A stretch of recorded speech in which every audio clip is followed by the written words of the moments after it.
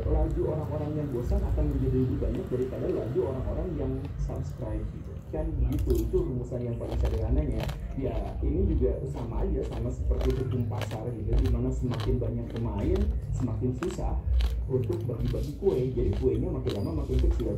Bagaimana dengan di Indonesia? Di Indonesia itu ada 139 juta orang yang biasa nonton YouTube, dan konten kreator itu di Indonesia datanya nggak pasti ya, tetapi yang jumlah subscribernya 1 juta atau lebih saja itu ada sekitar 2 ribuan orang di Indonesia.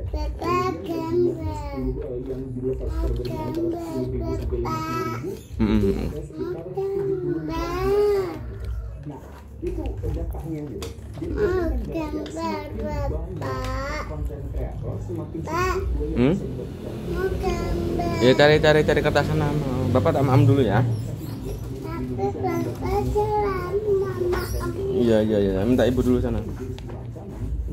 Dan ada masalah yang lebih mengerikannya lagi, yaitu apa? TikTok. Di TikTok itu adalah teman gitu sekaligus video musuh bebuyutan. Jadi masalah yang dikembangkan oleh TikTok sebenarnya bukan hanya penyedia video sama seperti YouTube. Yang lebih buruk dari itu adalah bahwa TikTok itu memberikan video-video pendek. Jadi video-video pendek itu akan membuat orang itu nonton. Kan gini, zaman sekarang itu zaman dimana informasi itu benar-benar meledak gitu. Setiap orang itu mendapatkan informasi yang jauh lebih banyak daripada generasi sebelumnya, sampai ke otak-otaknya sudah meledak gitu. Nah, mengetahui hal itu, maka TikTok itu bikin informasi pendek gitu, semenit atau kurang, jadi kita scroll. Makanya di Indonesia untuk scroll TikTok aja kita menghabiskan waktu sampai 6 jam dalam sehari. Bayangkan 6 jam dalam sehari. Nah ini kemudian ditambah lagi dengan algoritma YouTube, algoritma TikTok itu yang sangat luar biasa, yang bisa membuat otak kita itu adiktif sama video pendek itu. Akhirnya apa? Kemampuan konsentrasi masyarakat Indonesia itu jatuh sejatuh-jatuhnya. Dan akibatnya apa? Jangankan jadi guru ngomong di kelas, untuk mendengarkan channel YouTube yang 15 menit aja itu semakin lama semakin kurang kemampuan untuk ini gitu. Karena otak kita itu sudah semakin terbius sama video-video yang berisi informasi pendek. Wah, ini udah saya rasa. Ya jadi bayangkan ya, akhirnya apa? Udah penontonnya semakin sedikit, pengiklannya semakin sedikit, berhadapan dengan masyarakat yang semakin tidak suka sama video-video panjang dan sebagainya, menyebabkan YouTuber itu sebenarnya dalam konteks ini lebih sulit lagi untuk bisa mencapai targetnya di masa depan. Di masa depan YouTube harus bisa berbenah. Sekarang YouTube sudah bisa berbenah, yaitu apa? Dengan cara bikin seperti TikTok, bikin short YouTube. Ya karena apa? Karena ancaman TikTok yang sangat luar biasa. Kalau misalkan dari short YouTube udah tidak terselamatkan, udah digulung sama TikTok itu. Tapi ya itu adalah suka duka. Ini adalah zaman disrupsi beraya, zaman dimana setiap orang tidak ada satupun yang mampu bisa beradaptasi terhadap zaman. Karena perkembangan zaman lebih cepat daripada yang paling mungkin bisa diadaptasikan oleh manusia. Kemarin YouTube booming, dalam 5 tahun kemudian sekarang sudah mulai terseok-seok dan kita tidak tahu ke depannya. Bagaimana dengan TikTok? Sama beraya. Coba lihat TikTok itu sekarang walaupun makin booming makin apa, penghasilan dari para TikToker turun drastis, dan orang-orang menjadi semakin bosan sama TikTok. Karena apa? Karena terlalu banyak yang dagang gitu. Jadi akhirnya kita nanti digantikan nggak tahu sama apa, digantikan sama apa, dan percepatannya menjadi semakin lama semakin cepat gitu, untuk memunculkan dan menghilangkan sebuah platform, untuk memunculkan dan menghilangkan sebuah tradisi dan budaya. Itu mengerikan. Jadi buat para orang-orang yang mau bikin YouTube, please turunkan niatnya, jangan jadi YouTuber yang baru. Sebab kalau misalkan jadi YouTuber yang baru, maka itu jadi pesaing saya, itu akan mengecilkan kue saya dari Arsen. Terima kasih karena minimal saya jadi dulu. Assalamualaikum warahmatullahi wabarakatuh. Assalamualaikum, selamat datang kembali di Indo Channel. Saya berkali-kali merasa kagum dan sampai sekarang pun tidak selesai kagumannya ketika saya membaca olah pikir, olah rasa, dan tindakan founding Amsterdam di generasi tahun 1945. Pemimpin semacam Pak Natsir, Bung Karno, kemudian Tan Malaka, Muhammad Hatta, kemudian dan sebagainya. Assalamualaikum guys, selamat datang kembali di Berbunyi Channel. Ketika beberapa tahun yang lalu Atta Halilintar menggunakan dunia selebriti di Indonesia, orang-orang langsung mengenal bahwa itu menghasilkan penghasilan yang sangat besar. Effort yang kecil, akibatnya banyak sekali. Penontonnya banyak dan dari penonton itulah dia mendapatkan penghasilan yang sangat luar biasa. Kemudian sejak saat itu banyak sekali orang-orang yang terinspirasi ingin menjadi YouTuber. Selama beberapa tahun di Indonesia, anak-anak kalau misalkan ditanya cita-cita masa depannya apa, jadi YouTuber. Sebuah cita-cita yang menginspirasi daripada kemudian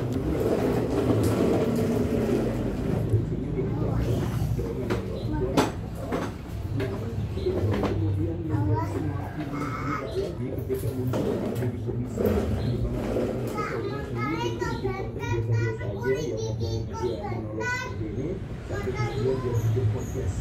Saya ingat dia pun ngomong bahwa saya akan mengeluarkan uang sekian, modal sekian untuk bikin sesuatu yang baru, dan ternyata yang baru yang dimaksud itu adalah podcast.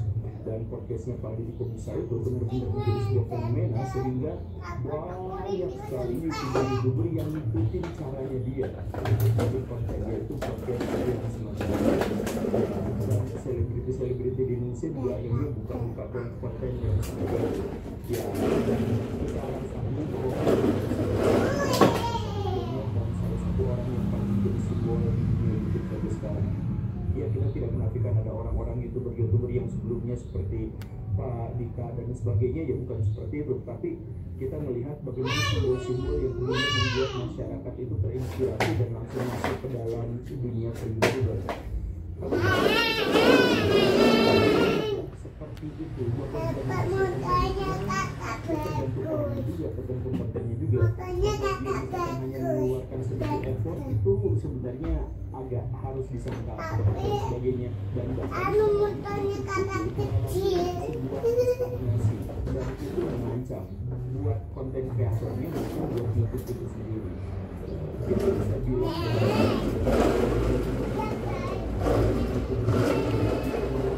finansial gara-gara kontennya. Bagaimana seperti itu, simak videonya sampai tuntas agar kita tidak mudah terkelabui oleh media sosial. Yuk kita mulai.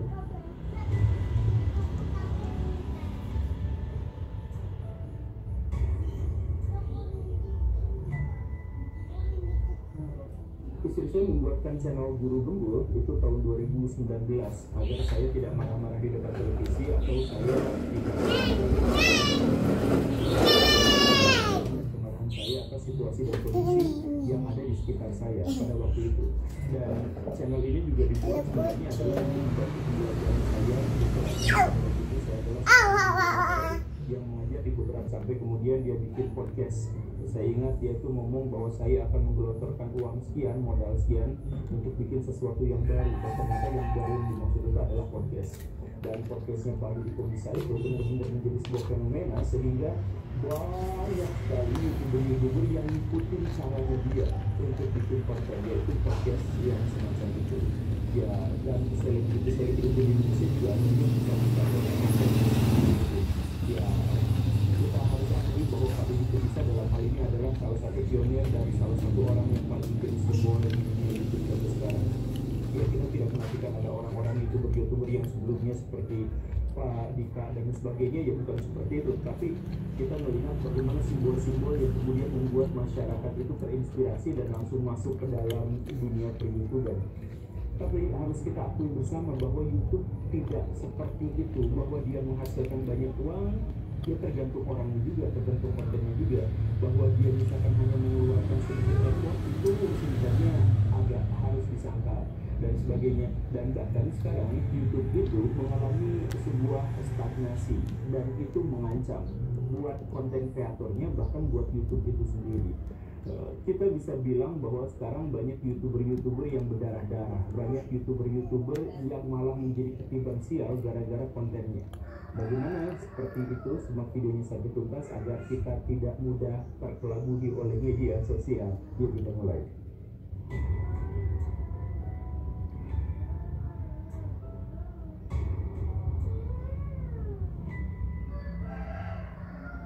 Istri saya membuatkan channel Guru Gembul itu tahun 2019 agar saya tidak marah-marah di depan televisi atau saya tidak melabrak orang-orang di Korea untuk untuk melampiaskan keresahan dan kemarahan saya atas situasi dan kondisi yang ada di sekitar saya pada waktu itu.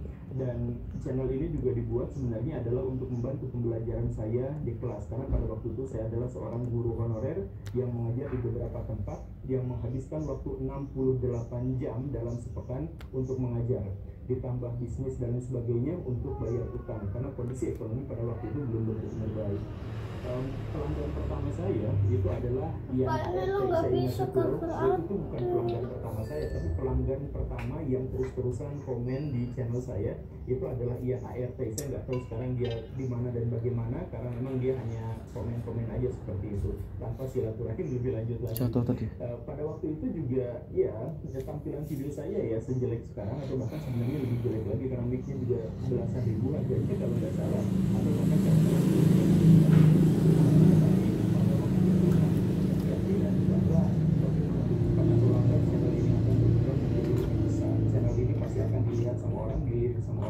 dan target saya adalah saya ingin membantu transformasi bangsa ini menjadi lebih baik. Tujuan dan cita-citanya sih sama sebenarnya seperti itu. Nah, itu dijalankan selama 8 bulan. Dalam artian saya tidak memiliki AdSense itu selama 8 bulan, saya tidak memiliki penghasilan itu selama 8 bulan, tapi saya terus-terusan konten pada waktu itu karena ada kepercayaan bahwa saya suatu hari nanti bisa akan maju gitu. Iya.